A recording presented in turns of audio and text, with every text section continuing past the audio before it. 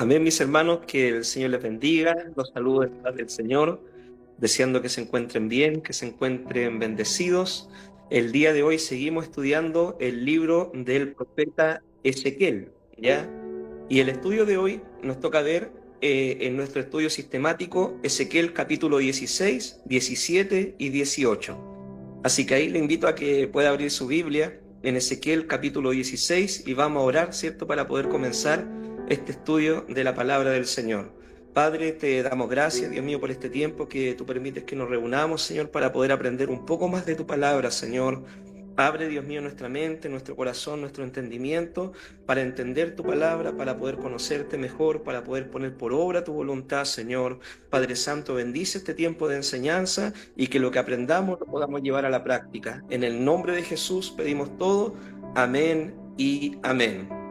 Amén, mis queridos hermanos. El capítulo 16 de Ezequiel, ya, el capítulo 16 de Ezequiel nos presenta una parábola, ¿ya? ¿Qué es lo que es una parábola? Una parábola, ¿cierto?, es una enseñanza que toma ejemplos de la vida común y corriente para poder sacarnos una lección espiritual para nuestra vida diaria, ¿ya? Eso es lo que es una parábola.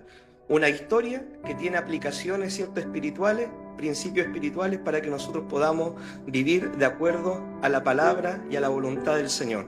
Y esta parábola del capítulo 16 consiste en una historia, ¿cierto?, de cómo se formó el pueblo de Israel, cómo creció el pueblo de Israel, cómo se convirtió en una nación el pueblo de Israel y finalmente, ¿cierto?, cómo el pueblo de Israel fue infiel al Señor y hasta que vino, ¿cierto?, la disciplina de Dios sobre el pueblo de Israel y cuál era el plan y el propósito por el cual Dios formó a esta nación de Israel. Así que si usted me acompaña en Ezequiel capítulo 16, en los versículos 1 al 7, dice así la palabra del Señor. Vino a mí palabra del Señor diciendo, Hijo de hombre, notifica a Jerusalén sus abominaciones y di, así ha dicho el Señor sobre Jerusalén, tu origen, tu nacimiento es de la tierra de Canaán, tu padre fue amorreo y tu madre Etea. Y en cuanto a tu nacimiento, el día que naciste no fue cortado tu ombligo, ni fuiste lavada con aguas para limpiarte, ni salada con sal, ni fuiste envuelta con fajas, no hubo ojo que se compadeciese de ti para hacerte algo de esto, teniendo de ti misericordia, sino que fuiste arrojada sobre la faz del campo con menosprecio de tu vida en el día que naciste. Y pasé yo junto a ti y te vi sucia en tus sangres cuando estabas en tus sangres, te dije vive. Sí, te dije cuando estabas en tus sangres, vive. Te hice multiplicar como la hierba del campo y creciste y te hiciste grande y llegaste a ser muy hermosa. Tus pechos habían formado y tu pelo había crecido, pero estabas desnuda y descubierta. Amén. Bueno, en estos versículos, ¿cierto?, nosotros encontramos cómo se formó la nación de Israel. Y se usa, mis queridos hermanos, un lenguaje figurado, ¿cierto?, una parábola, un lenguaje figurado, para poder darnos, ¿cierto?, a entender cómo es que Dios toma esta nación, la forma. Dice de que es como una recién nacida, ¿cierto?, una recién nacida desprovista de ayuda y sin posibilidades de poder sobrevivir sola, a la cual Dios cuando va pasando la mira, ¿cierto?, y tiene misericordia y le presta su cobertura, su protección, su amor, su bendición, y esta niña crece hasta convertirse en una mujer. Pero está, por así decirlo, sin marido, ha llegado, ¿cierto?, el tiempo de casamiento o el tiempo de donde las jóvenes ya pueden entrar en un noviazgo, y Dios decide, mis queridos hermanos, entrar en un pacto, ¿cierto?, con esta mujer que representa al pueblo de Israel y tomarla por una esposa. Pero ¿cuál es el desenlace de la historia que vamos a ver en los versículos más adelante? Que esta esposa termina siendo infiel, engañando a Dios con otros dioses de las naciones, ¿cierto?, que circundaban al pueblo de Israel. Cuando Dios nos cuenta la historia de cómo se fundó la nación de Israel, debemos recordar de que Dios llamó a Abraham, ¿cierto?, de Ur de los Caldeos. Y el trasfondo de Abraham era que Abraham habitaba en medio de un pueblo pagano, un pueblo que adoraba a muchos dioses, que tenían prácticas que iban en contra de la voluntad del Señor, pero Dios se fijó en Abraham y lo llamó de Ur de los Caldeos para formar de él una nación grande, poderosa, una nación bendecida, ¿ya? Y Dios miró, mi querido hermano, a el pueblo de Israel por pura gracia. De hecho, en algunos versículos que nosotros encontramos en el Pentateuco, dice la palabra de Dios de que Dios no miró a Israel por ser un pueblo mayor en conocimiento, o más grande, o más fuerte que las otras naciones. Porque si recordamos, ¿cierto? Ya para cuando Israel se formó como nación, ya existían otras naciones mucho más poderosas y mucho más grandes que el pueblo de Israel. En ese tiempo estaba el imperio de Egipto, por ejemplo, y había naciones mucho más grandes y de mucho más tiempo, mucho más trascendentes, y quizás dentro de la historia, ¿cierto? Quizás mucho más importante que el pueblo de Israel cuando se fundó como nación el pueblo de Israel. Pero Dios, de pura gracia, de puro amor inmerecido, eso es lo que significa la palabra gracia, miró, ¿cierto?, esta nación y quiso entrar en un pacto con ellos, quiso tener misericordia de ellos, quiso ser su Dios y escogerlos con un propósito, de que ellos fueran de bendición, fueron los portadores de la bendición de Dios para llevarla a las otras naciones. Dios, en su amor, mi querido hermano, cubrió a Israel, cuidó de Israel, lo bendijo, y siempre, siempre usted cuando lea la Biblia se va a dar cuenta de que Dios siempre ayudó a Israel a pesar de la infidelidad del pueblo. De hecho, por ejemplo, el libro de los jueces, usted se encontrará siempre ese ciclo, ¿cierto? Israel adora a Dios, Israel se aparta de Dios, Israel es oprimido por su enemigo, Israel clama al Señor, Dios libra a Israel de sus opresores, Israel se vuelve a olvidar del Señor. Usted siempre verá ese ciclo dentro de la historia del pueblo de Israel. El corazón de Israel, mis queridos hermanos, desde un principio siempre fue un corazón que tendió a la infidelidad, ¿ya? Ahora, trayendo esta palabra, ¿cierto?, para nosotros, mis queridos hermanos, nunca debemos olvidarnos, ¿cierto?, de dónde Dios nos sacó. Dios nos escogió a nosotros también, nos llamó para ser parte de su pueblo. Y dice la palabra del Señor de que Él nos sacó de lo vil y lo despreciado. Mis queridos hermanos, en el mundo hay gente mucho mejor que nosotros. Hay gente mucho más atractiva, mucho más bonita que nosotros, con mucho más conocimiento que nosotros, gente con una mucha mejor posición social que la que nosotros vamos a lograr tener en esta vida, gente que ha nacido en mejores familias que nosotros, pero Dios, en su gran amor, en su gran misericordia, ha decidido, ¿cierto?, mostrar su amor, su gracia inmerecida para con nosotros. Y algunos de nosotros, ¿cierto?, como bien dice el texto bíblico, nos sacó de lo vil y despreciado. Estábamos muertos en delito y pecados, haciendo cosas que no convenían, enemistados con Dios, viviendo fuera de la voluntad del Señor, algunos en pleno pecado. Dios apareció a sus vidas y desde ahí el Señor decidió entrar en un trato con nosotros y rescatarnos, ¿cierto?, del mundo para ser ahora su pueblo, constituir su iglesia, ser sus hijos en este tiempo. Todo lo que tenemos, mi querido hermano, todo lo que hemos logrado nosotros hasta el día de hoy es solamente por gracia y favor inmerecido de parte del Señor, ¿ya? Todo lo que podríamos lograr es solamente por el amor y la misericordia del Señor. Basta, mi querido hermano, de que Dios quite un día, ¿cierto?, su misericordia sobre nosotros, porque dice: cada mañana se renueva su misericordia, su fidelidad son plenas, ¿cierto?, todos los días. Pero basta de que Dios retire su mano de misericordia, su favor, su bendición, y viviríamos, ¿cierto?, las consecuencias de nuestro pecado y de nuestros errores. Mi querido hermano, si hoy tenemos vida, tenemos salud, podemos ir a trabajar, podemos tener pan en nuestra mesa, podemos tener un hogar donde dormir, todo es gracias al amor y a la bendición del Señor. Y estas bendiciones, mis queridos hermanos, ¿son para qué? Para que nosotros con mayor fidelidad y con mayor gratitud y con mayor amor podamos servir al Señor, ¿ya? Dios, mi querido hermano, nos bendice, nos ha rescatado, nos sacó del mundo, cambió nuestra realidad. Ahora sí, Dios nos cubrió, nos vistió, nos lavó, nos santificó, nos ha bendecido en nuestra economía, pero no es para que nuestro corazón se enorgullezca, ¿cierto?, y nos creamos mejor que las personas del mundo o nos creamos mejor que los demás, sino que todo el amor y la misericordia y la fidelidad y la bondad de Dios debe movernos a nosotros a servir a Dios con más pasión, con más amor, con más entrega, con más consagración.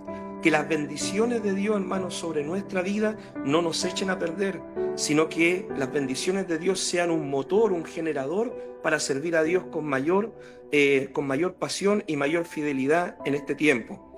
Hablemos ahora, mi hermano, un poquito sobre el adulterio espiritual que había cometido el pueblo de Israel. Veamos capítulo 16, de los versículos 8 al 24, dice así: Y pasé otra vez junto a ti, y te miré, y he aquí que tu tiempo era tiempo de amores. Y extendí mi mano sobre ti, y cubrí tu desnudez, y te di juramento, y entré en pacto contigo. Dice Jehová el Señor, y fuiste mía. Te lavé con agua, y lavé tus sangres de encima de ti, y te ungí con aceite. Y te vestí de bordado, te calcé de tejón, te ceñí de lino, y te cubrí de seda. Acá, ¿cierto? El profeta está hablando en forma parabólica todo lo que Dios hizo con el pueblo de Israel. Te rescaté, te lavé, te limpié, te santifiqué, te di ropas nuevas y todo eso, ¿cierto? Dice, puse joyas, versículo 12, puse joyas en tu nariz, zarcillo en tus orejas y una hermosa diadema en tu cabeza. Así fuiste adornada de oro y de plata, y tu vestido era de pino fino y seda y bordado. Comiste flor de harina, de trigo, miel y aceite, y fuiste hermoseada en extremo, prosperaste hasta llegar a reinar. Imagínese, mi hermano, Dios rescata al pueblo, lo bendice de tal manera, ¿cierto?, que lo viste de joya hermosa, de vestidura preciosa y todo, hasta que llegase a reinar. Ustedes recordarán cuál fue la época más gloriosa que tuvo el pueblo de Israel, cuando precisamente reinó Salomón, ya uno de los reyes más sabios y más ricos de ese tiempo.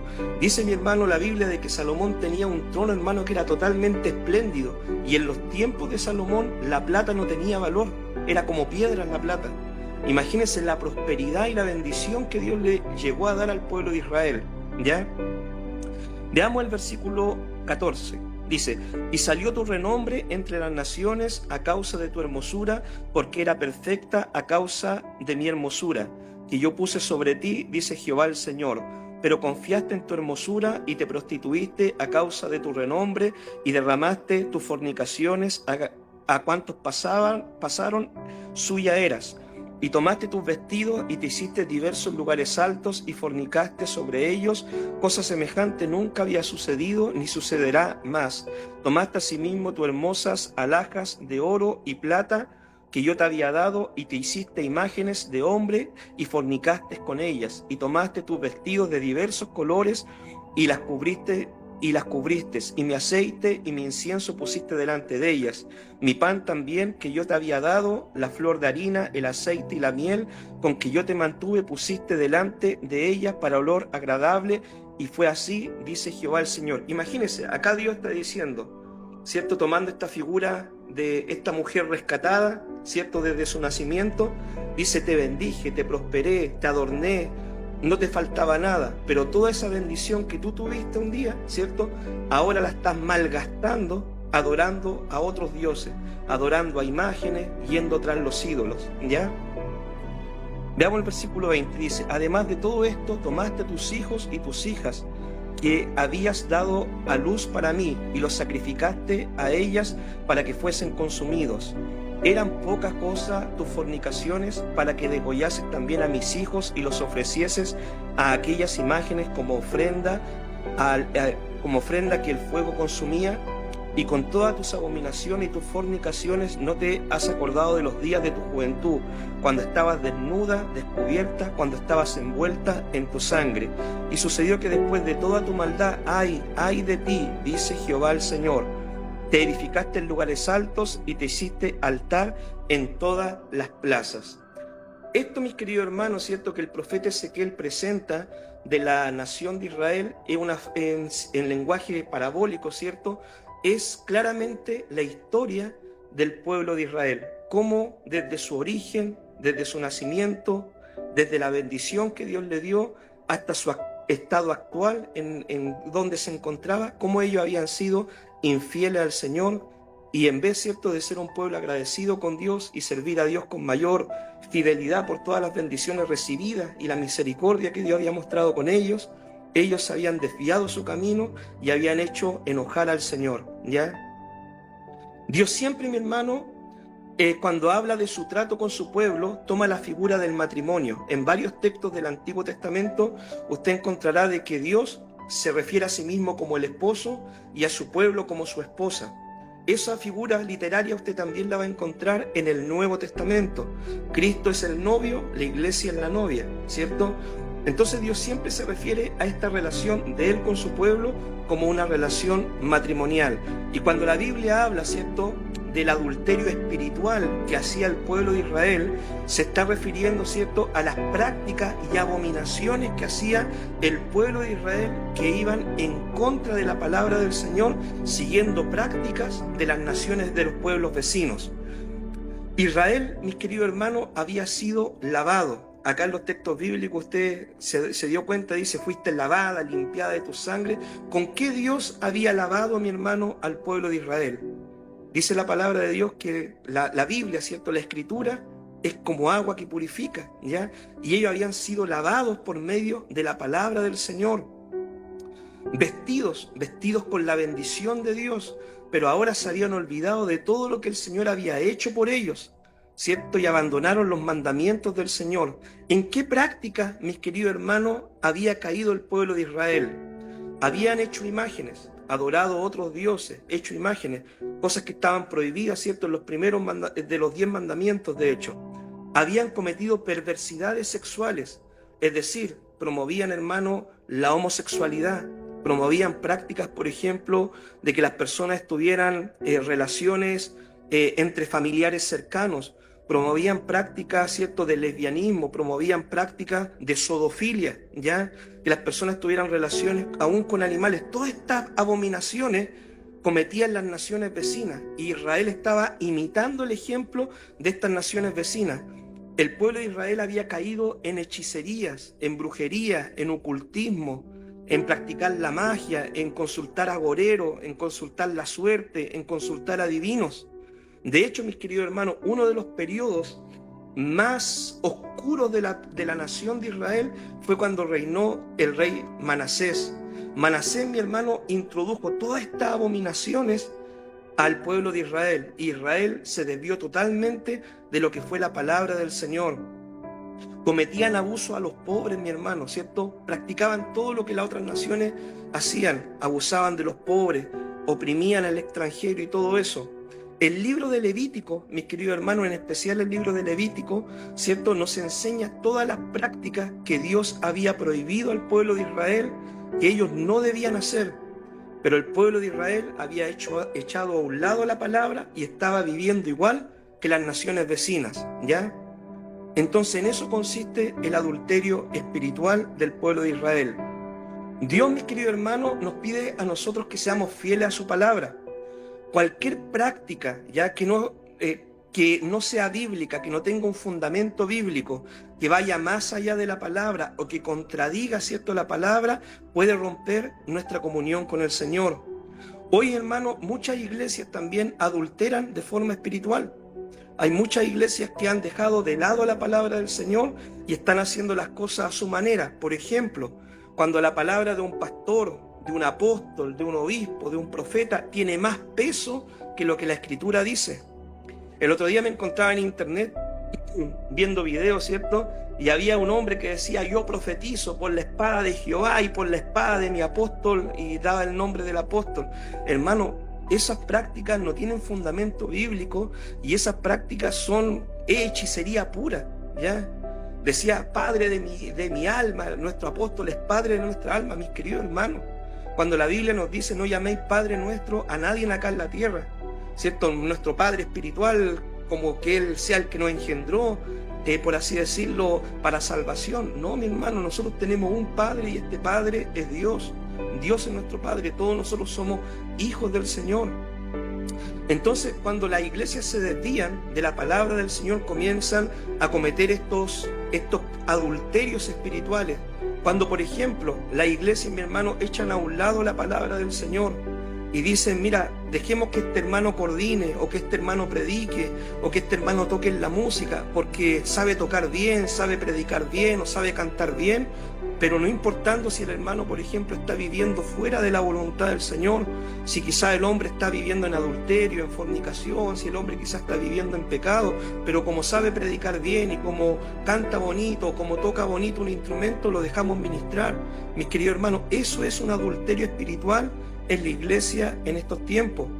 Cuando, por ejemplo, los pastores, mi hermano, no corrigen el pecado en la iglesia, por miedo a que la gente se vaya de la iglesia o por miedo a que la gente deje de ofrendar, deje de dar su diezmo y con tal de tener la fiesta en paz, ¿cierto? No corrigen el pecado para que todos estemos bien y contentos dentro de la iglesia. Y cuando de repente sale un hermano y dice, oye, es que a mí me habló esto el Señor, o vino un familiar muerto y me dijo esto en un sueño, y empiezan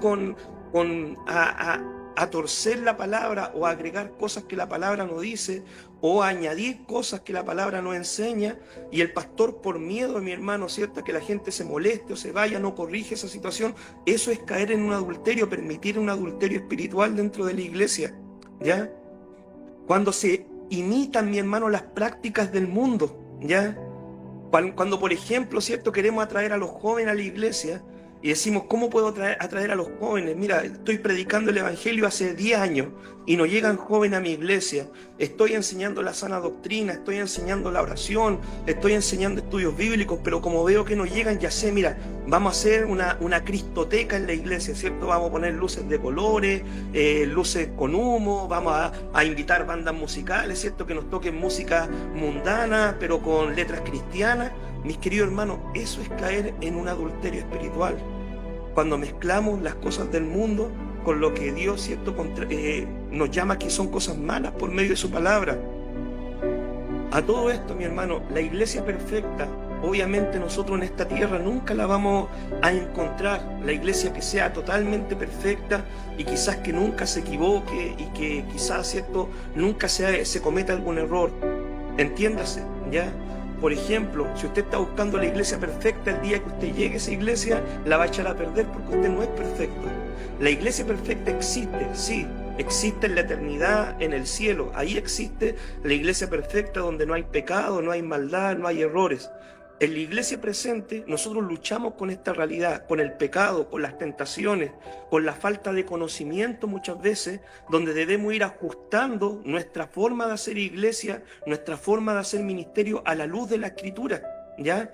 Pero no puede ser, ¿cierto?, no puede ser una justificación decir la iglesia perfecta no existe, hagamos lo que queramos y echemos la Biblia a un lado. No, mi hermano, Dios nos dejó su palabra para hacer las cosas conforme al modelo de la palabra, conforme a lo que está escrito, ¿ya? Y debemos ir ajustando nuestra teología, ajustando nuestra vida espiritual a lo que la palabra de Dios nos enseña.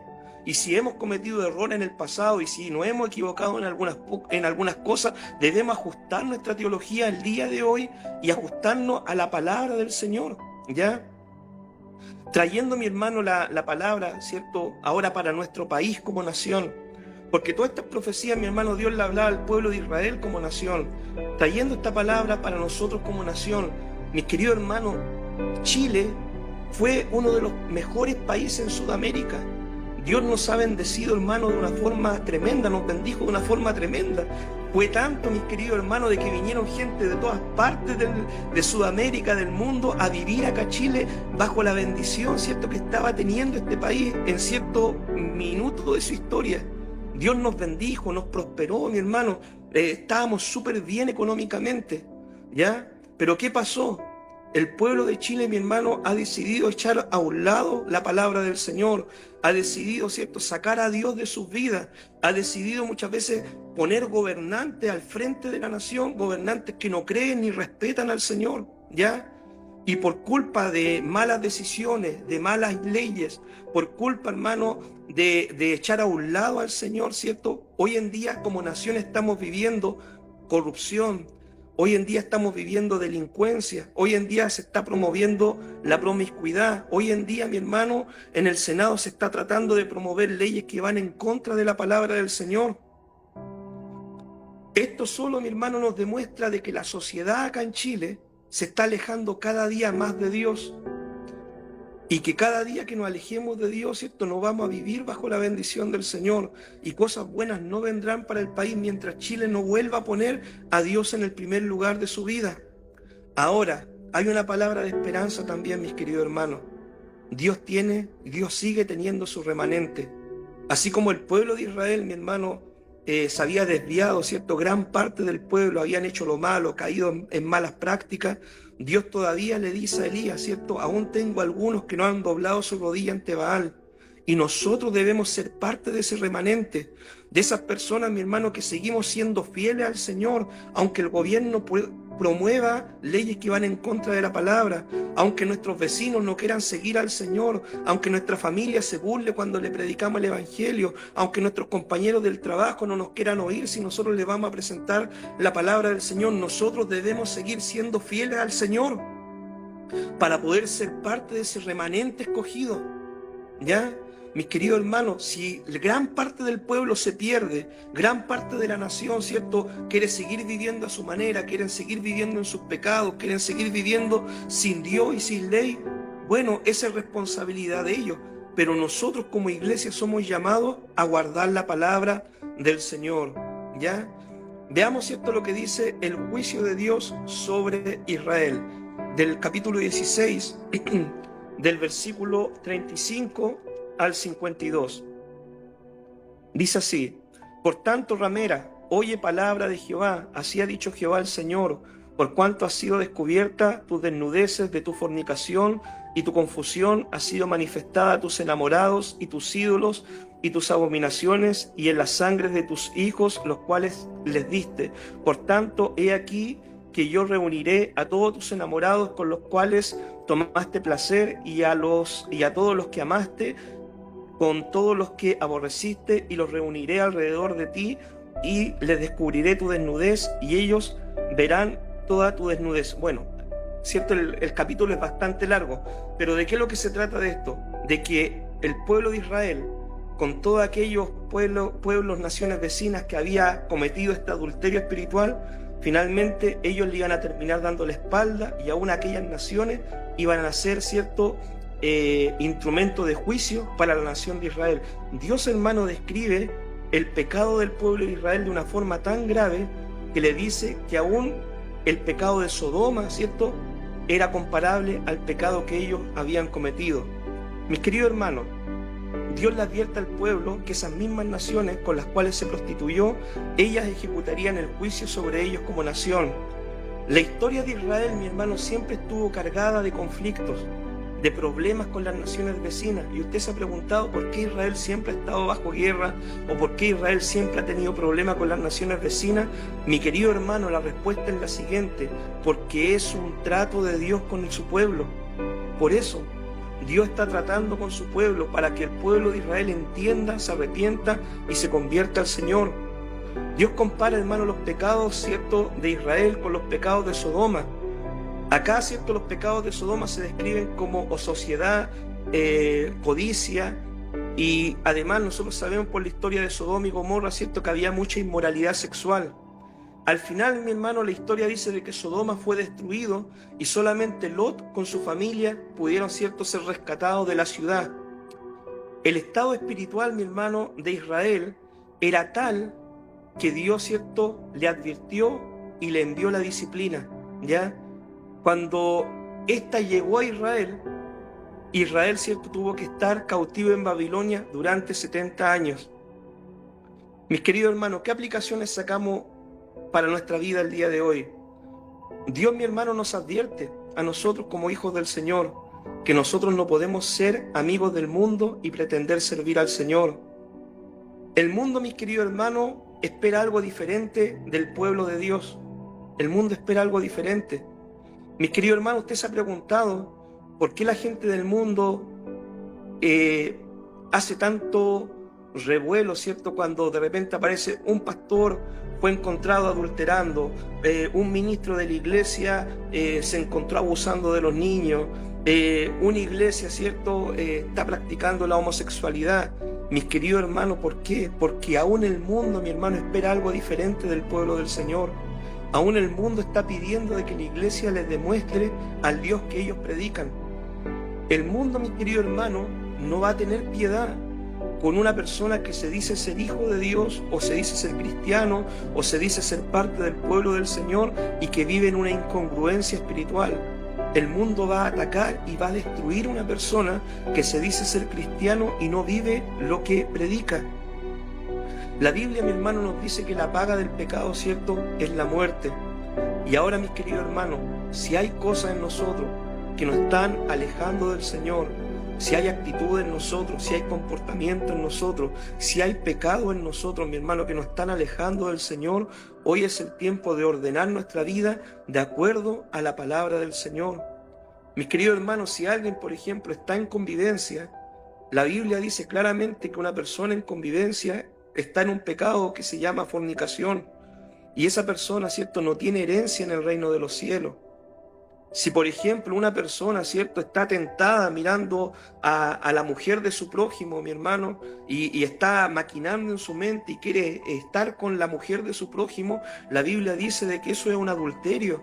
Y la Biblia dice de que ningún adúltero tendrá herencia en el reino de los cielos. Si nosotros, mi hermano, ¿cierto?, el otro día, por ponerle un ejemplo, el otro día yo fui a comprar al negocio, ¿ya? Y compré un par de cosas y me dieron el vuelto y bueno, me devolvieron mi plata y me devolvieron más de la plata que, es decir, me pagaron por ir a comprar, ¿ya? La niña se confundió y me pagó. Y yo le dije, revisa el vuelto, le dije, porque me está dando de más, ¿ya? Entonces, ella se dio cuenta, ¿cierto? Y revisó, y dijo, le está devolviendo la plata y le estaba pagando encima. Mi hermano querido, si uno como cristiano, aunque sea mucha la necesidad que uno pueda tener, si uno como cristiano dice, uy, bendición de Dios, y me dejo la plata para mí, para los bolsillos, ¿cierto? Porque ella no se dio cuenta, y bueno, es bendición de Dios que me den vuelto de más y me devuelvan además mi plata. Mi hermano, eso se llama robo. Un cristiano no puede hacer esas cosas, ¿ya? Un cristiano no puede andar mintiendo, hermano, por la vida, ¿cierto? Diciendo, no, esto es así, esto es acá, cuando en realidad no es así la situación. Nosotros somos llamados a decir siempre la verdad, mi hermano. Entonces, mi hermano, si nosotros estamos en alguna de estas prácticas de las naciones vecinas, ¿cierto?, debemos examinar nuestra vida, nuestro corazón y ordenarnos delante del Señor. Bien, mi hermano, vamos a avanzar al capítulo 17, ¿cierto?, para no quedar tan rezagados con el estudio, ¿ya? Capítulo 17. El capítulo 17, mis queridos hermanos, es una parábola también, y esta parábola se conoce como la parábola de las águilas y la vid, ¿ya? Y dice así el capítulo 17 del versículo 1, dice, vino a mí palabra de Jehová diciendo, hijo de hombre, propone una figura y compone una parábola a la casa de Israel, y dirás, así ha dicho Jehová el Señor, una gran águila de grandes alas y de largos miembros, llena de pluma y de diversos colores, vino al Líbano y tomó el cogollo del cedro, arrancó el principal de sus renuevos y lo llevó a la tierra de mercaderes y lo puso en una ciudad de comerciantes. Tomó también de la simiente de la tierra y la puso en un campo bueno para sembrar. La plantó junto a aguas abundantes, la puso como sauce y brotó y se hizo una vid de mucho ramaje, de poca altura, y sus ramas miraban al águila, y sus raíces echaban debajo de ella. Así que se hizo una vid y arrojó sarmientos y echó mugrones. Había también otra águila, otra gran águila, de grandes alas y de muchas plumas, y he aquí que está vid junto cerca de ella sus raíces. Extendió hacia ella sus ramas para ser regada por ella por los surcos de su plantío. En un buen campo, junto a muchas aguas, fue plantada para que hiciese ramas y diese fruto y para que fuese vid robusta. Diles, así ha dicho Jehová el Señor, será prosperada, no se arrancará sus raíces y destruirá su fruto y se secará, todas sus hojas lozanas se secarán, y eso sin gran poder ni mucha gente para arrancarla de sus raíces. He aquí está plantada, será prosperada, no se secará del todo, cuando el viento solano la toque, en los surcos de su verdor se secará. Bien, mis queridos hermanos, ¿de qué se trata esta parábola? Bueno, esta parábola a nosotros nos habla de cómo era la arena política del pueblo de Israel, ¿cierto?, en aquellos días. La interpretación de esta parábola se encuentra desde los versículos 11, ¿cierto?, capítulo 17, versículo 11, hasta el final, ¿ya? Y ahí está la interpretación de esta parábola. Las águilas, mis queridos hermanos, las águilas, ¿cierto?, el primer águila representa al rey Nabucodonosor de Babilonia.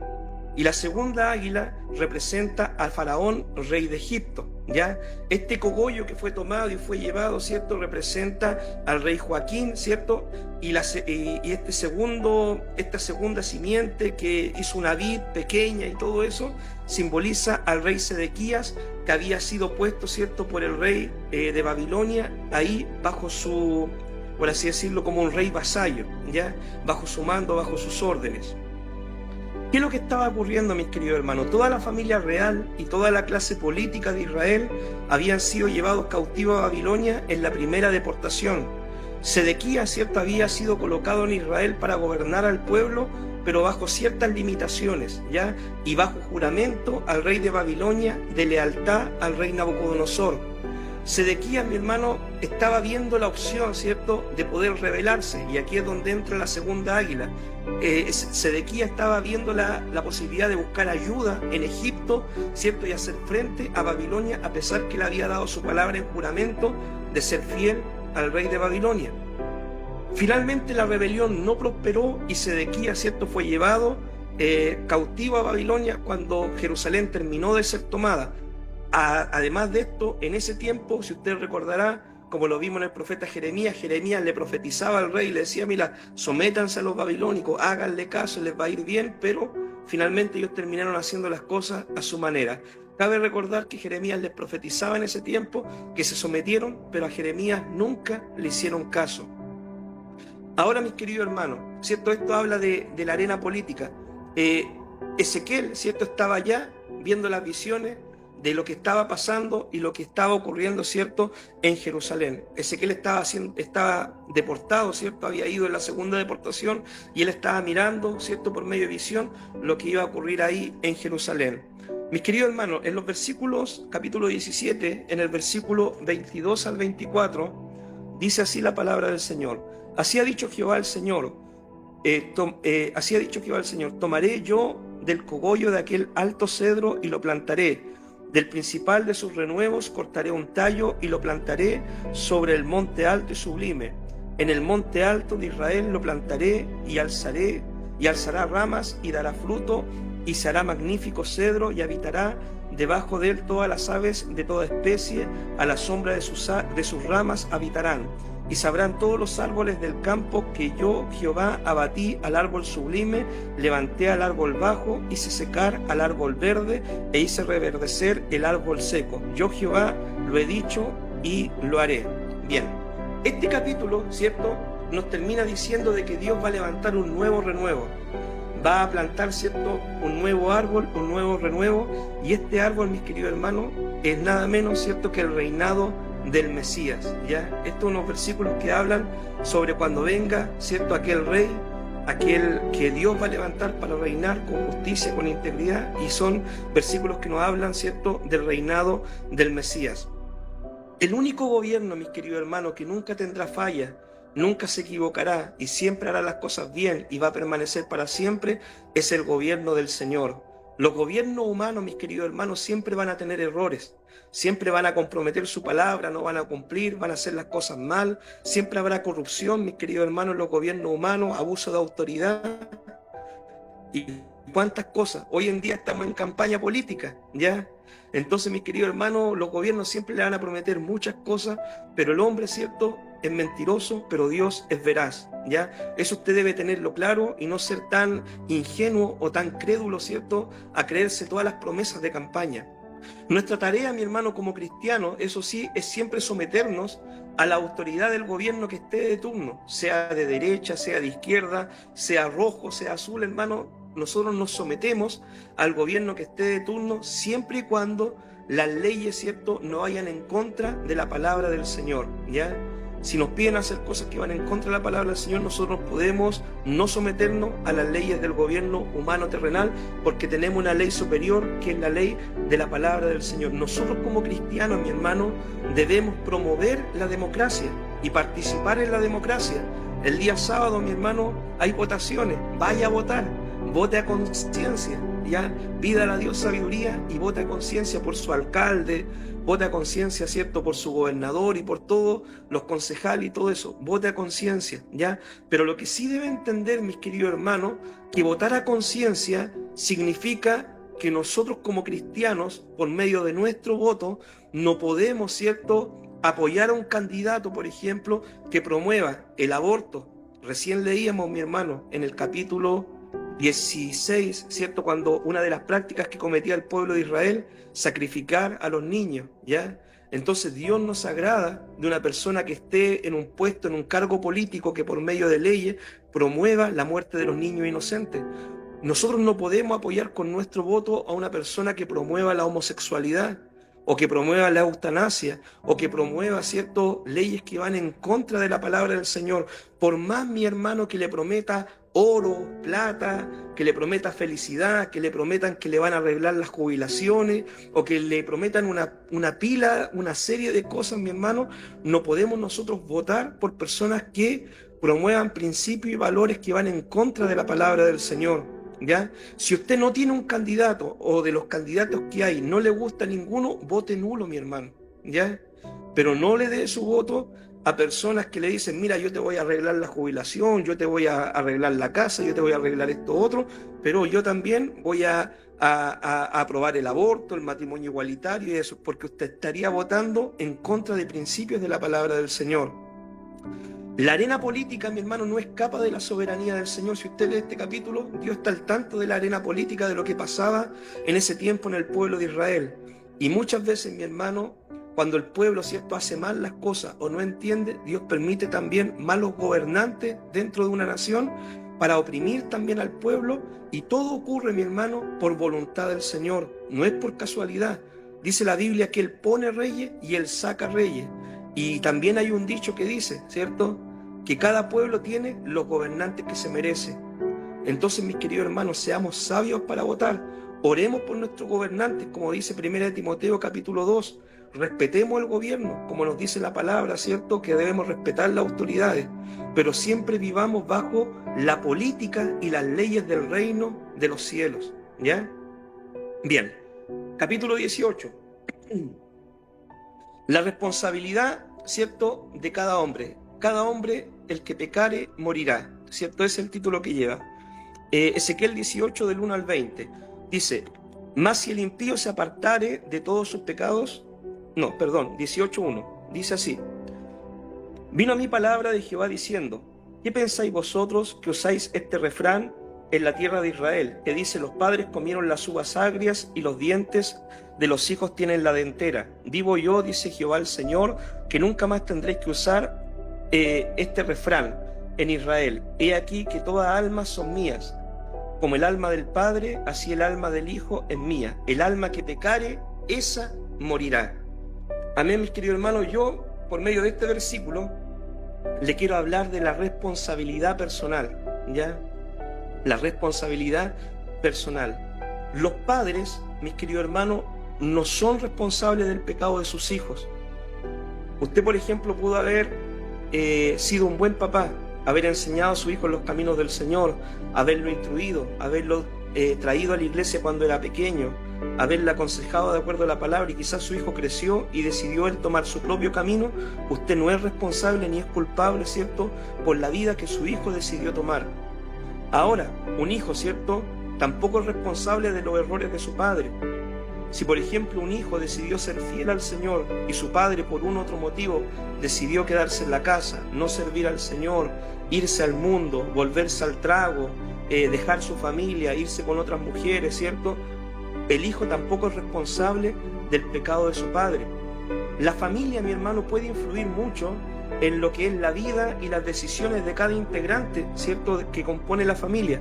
Pero al final, cada persona es responsable de las propias decisiones personales que las personas toman, ¿ya? La familia puede influir, pero cada persona tiene una propia voluntad y es autónoma para tomar las decisiones. Acá no sirve decir, es que mi papá era borracho, mi abuelito era borracho, yo también soy borracho. Es que mi papá era golpeador, mi abuelito era golpeador, entonces yo también por eso le pego a mi señora el día de hoy. Acá no sirve eso, mis queridos hermanos, ¿ya? No sirve, no, es que mi papá era mentiroso, mi abuelo era mentiroso y yo también voy a ser mentiroso. No, mi hermano. Cada uno es responsable de la actitud y comportamiento que nosotros tenemos, porque muchas veces en la psicología actual tendemos a echarle la culpa a los demás, ¿cierto? Es que tú naciste en un barrio marginal, en un barrio con droga, en una familia conflictiva, entonces por eso tú eres también así el día de hoy. Y mis queridos hermanos, el lugar donde tú hayas nacido, en la familia que te tocó nacer, no debe ser una determinante para las decisiones que tú tomes como persona en el día de hoy. Cada persona es responsable de su pecado y el día de mañana, ¿cierto? Yo no le puedo echar la culpa ni a mis papás, ni a mis compañeros de trabajo, ni al gobierno, ¿cierto? De los pecados que yo he cometido justificándome.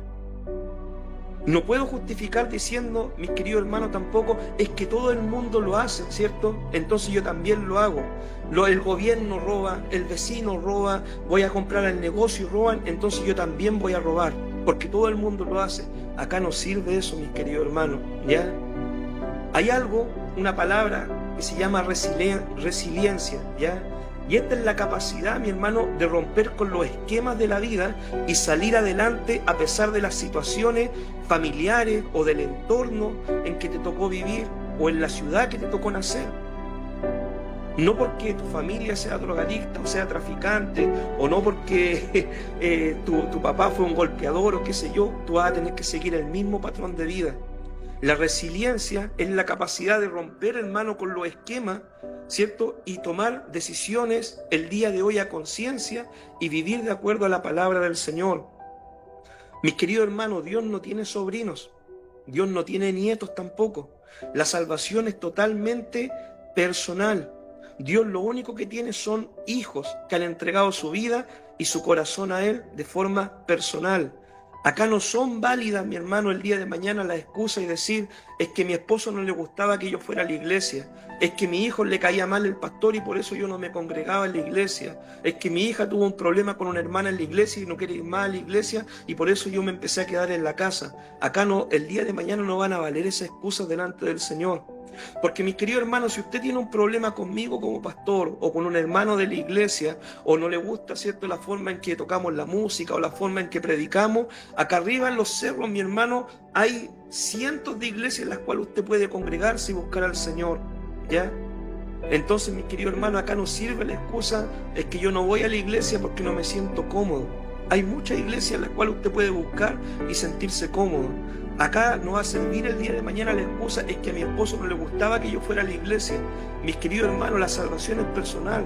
Si usted decide, ¿cierto?, quedarse en su casa y no a servir y adorar al Señor, se va a perder usted, su esposo y sus hijos. La salvación es totalmente personal. Cada uno, mi hermano, es dueño de sus decisiones y cada uno es preso de las consecuencias, ¿ya? Nosotros podemos, hermano, como pastores, advertir a los hermanos, y es nuestra tarea, advertirles las decisiones que ellos están tomando, si están mal o están bien, de acuerdo a la luz de la palabra del Señor. Mi opinión personal, mi hermano, no tiene importancia frente a algunas situaciones que usted pueda vivir si no están fundamentadas mi opinión personal en lo que la palabra del Señor dice, ¿ya? Nosotros podemos advertir, pero al final el responsable siempre va a ser usted. Usted va a ser el responsable delante del Señor de obedecer a Dios o no obedecer al Señor. Puede suceder, mi hermano, caso en que solamente usted sea salvo, ¿ya? Quizás su familia, mi hermano, usted le va a predicar toda una vida. Usted va a ser testimonio para su familia. Quizás, mi hermano, pueden suceder casos en que usted va a vivir el Evangelio, se va a esforzar por hacer la voluntad del Señor y su familia nunca quiera seguir al Señor, ¿ya? Pero usted, mi hermano, no puede perder su salvación por nada ni por nadie en este mundo, ¿ya? Y esas son cosas que usted debe tener claras como cristiano. Usted no puede perder su salvación por nada ni por nadie en este mundo, ¿ya? Así que, mi querido hermano, eso es en cuanto a nuestra responsabilidad personal. El alma que pecare, dice la palabra, el alma que pecare morirá, ¿ya? Entonces cada uno es responsable delante del Señor de las decisiones que uno toma, de obedecer al Señor o rechazar la voluntad del Señor. Bien, veamos ahora, ¿cierto?, capítulo 18, versículo 21 al 32. Dice: Vamos a leer los primeros versículos solamente para ya ir terminando. Dice: mas el impío, si se apartare de todos sus pecados que hizo, y guardare todos mis estatutos, e hiciere según el derecho y la justicia, de cierto vivirá, no morirá. Todas las transgresiones que cometió no les serán recordadas, en su justicia que hizo vivirá. Quiero yo la muerte del impío, dice Jehová, no vivirá si se apartare de sus caminos, mas si el justo se apartare de su justicia, cometiere maldad e hiciere conforme a todas las abominaciones que él hizo, vivirá él. Ninguna de las justicias que hizo le serán tenidas en cuenta. Por su rebelión con que prevaricó y por el pecado que cometió, por ello morirá. Amén. El alma que pecare morirá. Ahora, ¿quiere Dios la muerte del impío? Dios no quiere, mis hermanos, la muerte del impío. Yo le quiero hablar, mi hermano, en estos últimos versículos sobre la carrera del cristiano, la carrera de la fe, la carrera que nosotros tenemos que tener como hijos del Señor. Mi hermano, la carrera del cristiano inicia cuando uno acepta a Jesucristo como Señor y Salvador. Ahí inicia su carrera como creyente, como hijo del Señor. El día que usted acepta al Señor, dice la palabra que usted nace de nuevo. Todos sus pecados son perdonados, ¿ya? Dios, ¿cierto?, le da una nueva hoja de vida para que usted comience a hacer bien las cosas delante de Él. Y ahí se inicia, mi hermano, un periodo de crecimiento y de madurez espiritual, donde la meta del cristiano es llegar a ser como Jesús. Esa es la meta del cristiano.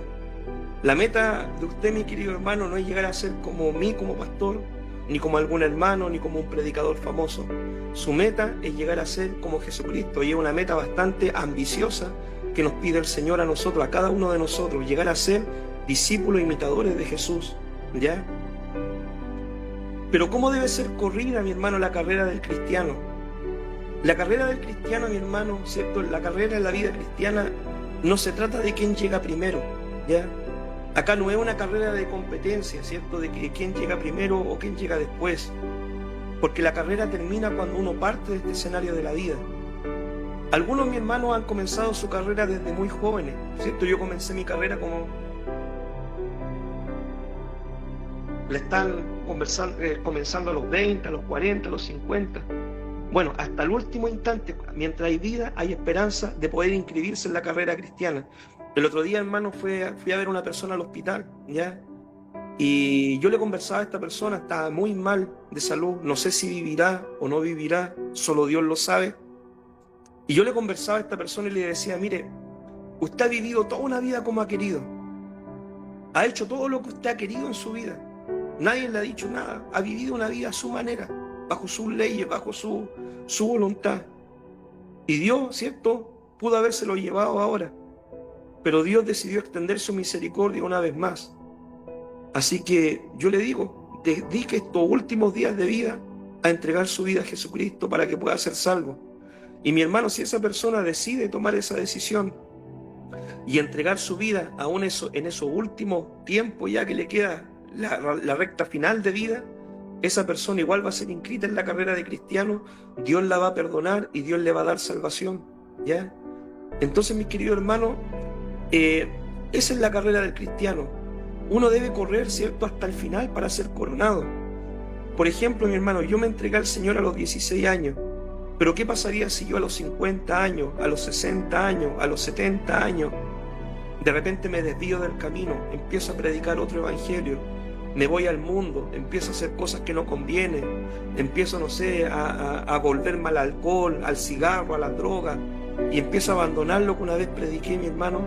Dice la Biblia de que yo no voy a ser coronado. Si el justo se aparta del camino, va a ser condenado. Pero si el impío se arrepiente de sus pecados, él sí va a ser coronado un día. Entonces, mi hermano, en la carrera del cristiano uno debe pagar un precio. Uno debe pagar el precio de ser un atleta.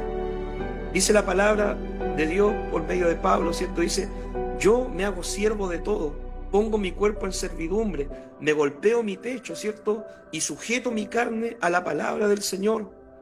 Y de todo me abstengo con fin de ser coronado un día.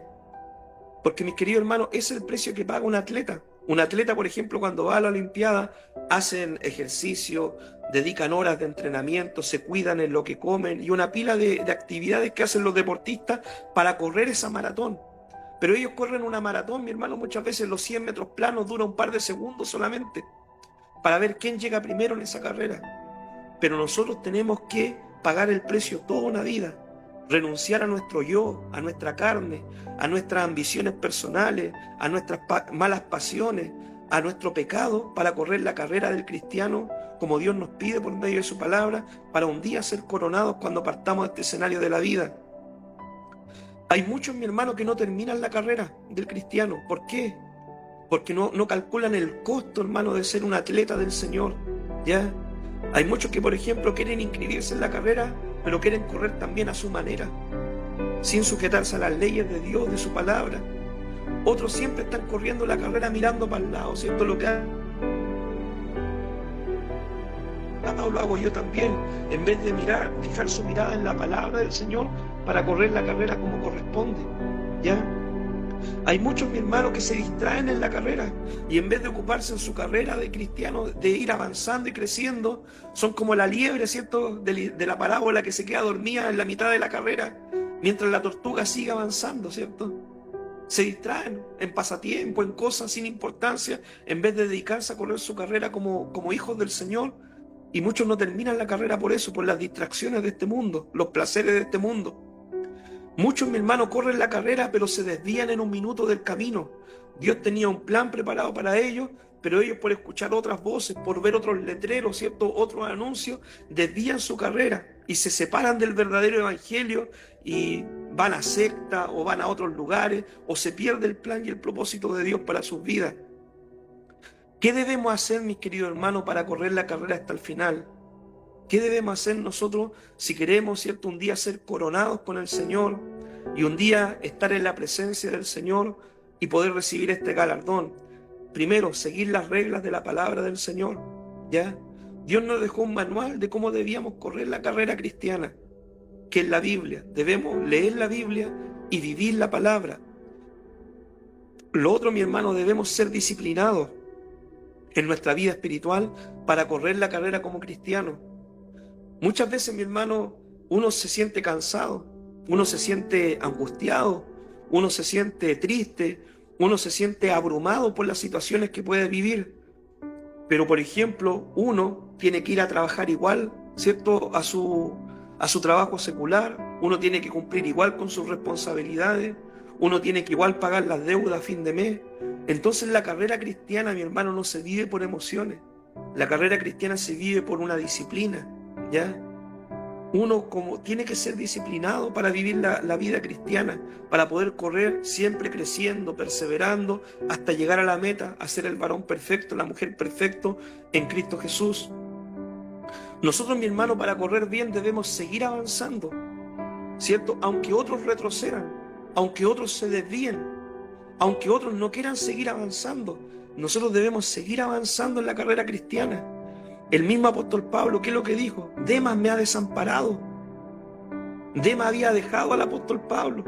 Hubo un tiempo en que Demas fue un fiel ministro con Pablo, predicaban juntos la palabra, y de repente Demas se entusiasmó con las cosas de este mundo y dejó al apóstol Pablo y se fue al mundo. Pero nosotros, mi hermano, debemos seguir fieles en lo que Dios nos enseña por medio de su palabra, si queremos un día recibir la corona de gloria de parte del Señor. Mis queridos hermanos, nosotros, si vemos a alguien desanimado en la carrera, debemos animarlo. Hermano, siga adelante a pesar de las pruebas, los problemas, la dificultad. Siga adelante, hermano, a pesar de las situaciones, la enfermedad, a pesar de los problemas, de lo que te toque vivir. Siga adelante, mi hermano. Pero si esa persona, ¿cierto?, no quiere seguir avanzando, nosotros, mi hermano, lamentablemente, no nos podemos estancar. Debemos animarlo siempre. Pero nosotros como hijos de Dios debemos seguir trabajando, seguir buscando del Señor, seguir orando, seguir congregándonos, seguir leyendo la palabra, seguir ganando almas, seguir avanzando, mis queridos hermanos. Aunque otros no lo quieran hacer, aunque otros quieran descansar en medio de la carrera, nosotros debemos seguir trabajando para el Señor. Corra, mis queridos hermanos, con la carrera con esfuerzo, ¿ya? Igual no corramos, ¿cierto?, como el caballo inglés. Usted sabe, el caballo inglés, un dicho que teníamos siempre acá en la iglesia. El caballo inglés, mi hermano, corre a todo galope, ¿cierto? Los primeros metros y después se cansa y después ya no quiere correr más, mi hermano. Y hay muchos cristianos que corren la carrera cristiana así, sus primeros años de cristianos con el primer amor, con todo el fervor, congregándose en todos los cultos, hasta los niños vienen, mi hermano, ¿cierto? Al culto de niños, culto de damas, culto de varones, culto de jóvenes, estudio bíblico, oraciones, a todo, ¿cierto? Pero después va pasando el tiempo y ese primer amor, mi hermano, se va enfriando, ¿cierto? Y algunos, ¿cierto?, dejan de correr la carrera y finalmente dejan hasta de asistir a los cultos, o algunos hasta dejan, ¿cierto?, como opcional el servir a Dios, ¿no? No, yo cuando era líder servía al Señor.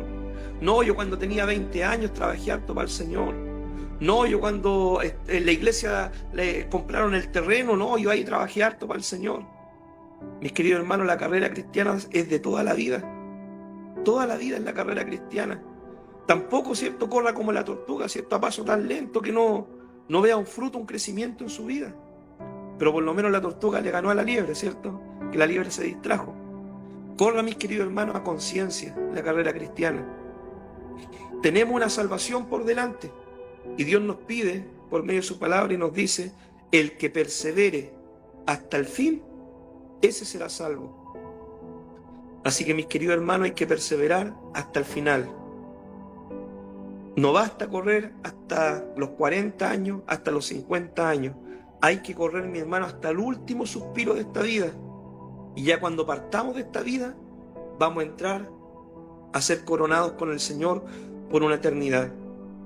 Algunos, mi hermano, han malgastado su vida en este mundo, corriendo la carrera de la vida, ¿cierto?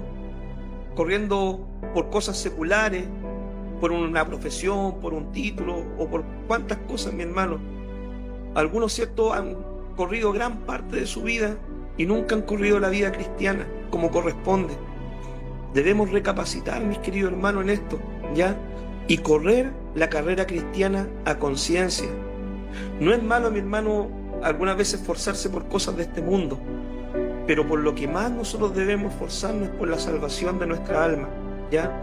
Y sobre todo aquellos, mi hermano, que están jugando los descuentos, ¿ya? Hay gente que quizá, el otro, como esta persona que yo le predicaba en el hospital, mi hermano, yo no sé si irá a vivir o no, pero si Dios te da esa oportunidad, hay que puro tomarla, ¿no? Hay que puro tomarla, porque Dios algunas veces nos da segundas oportunidades. Y si ya hemos corrido bastante en este mundo, siguiendo las cosas de este mundo, es tiempo, mi hermano, que redireccionemos nuestra carrera y corramos por servir y trabajar en la obra del Señor. Amén. Así que este es el estudio del día de hoy, mis queridos hermanos. Amén. Vamos a orar para entregar la palabra. Padre, te damos gracias, Dios mío, por este tiempo que podemos estudiar un poquito de tu palabra, Señor. Padre, en el estudio de hoy, Señor, hemos visto, Dios mío, cómo la nación de Israel, Señor, tú la tomaste, la formaste para ser un pueblo escogido, pero este pueblo, Dios mío, muchas veces, Señor, en parte de su historia se desvió de tu propósito, de tu plan, de tu voluntad. Las naciones vecinas, Señor. Amado Dios, por medio de tu palabra, Señor, tú también nos hablabas de que tú tienes control de todas las cosas, de la situación de este mundo, Señor, aún de la política en la que vivimos, Señor, y hoy en día vemos que mucha gente pone su esperanza, su confianza, Señor, en un gobierno terrenal, pero tú, Señor, nos hablas de que hay un gobierno eterno, ya hay un reino en los cielos esperando por tus hijos, Señor. Padre, el estudio de hoy también nos hablaba, Señor, de que cada uno es responsable de su salvación, de que yo no puedo culpar a mi hermano, a mi prójimo, a mi familia, al gobierno, a mis vecinos, a mi compañero de trabajo, por mi vida espiritual. Yo soy responsable delante de ti, de lo que hago y de cómo vivo mi fe delante de ti, Señor. Y tu palabra también nos habla, Señor, de que si alguien se arrepiente, tú eres amplio en perdonar, porque tú no quieres la muerte del impío, sino que el pecador se arrepiente. Pero tú también quieres que el justo corra la carrera hasta el final de sus días. Señor, danos la determinación, la paciencia, la sabiduría para correr esta carrera, Señor, hasta el final. Y un día, Dios mío, cuando partamos de esta vida, poder ser coronados contigo, Señor, en el reino de los cielos. Te damos gracias por este tiempo de enseñanza. En el nombre de Jesús, amén y amén. Amén, mi hermano, que Dios les bendiga.